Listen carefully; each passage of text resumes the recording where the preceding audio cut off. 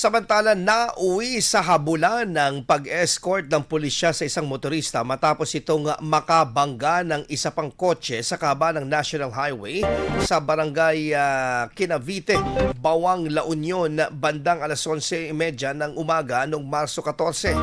Ayon sa ulat, magkasunod na binabaybay ng dalawang sasakyan ang naturang kalsada patungong timog na bahagi kung saan nasa unahan ng isang sedan na minamaneho ng 30 anyos na tauhan ng Coast Guard, habang sumusunod naman ang isang SUV na minamaneho ng 46 anyos na lalaki.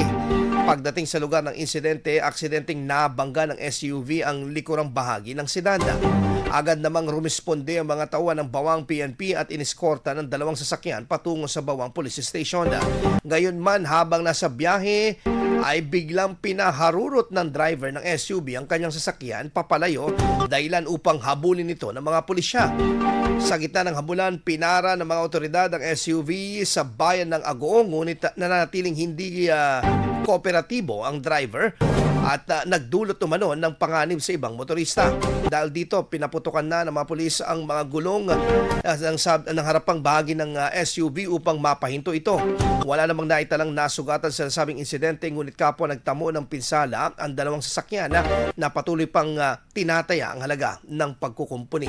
Kasalukuyan ng nasa kusodian ng Agoo Police Station ang driver ng SUV para sa kaukulang proseso ng batas.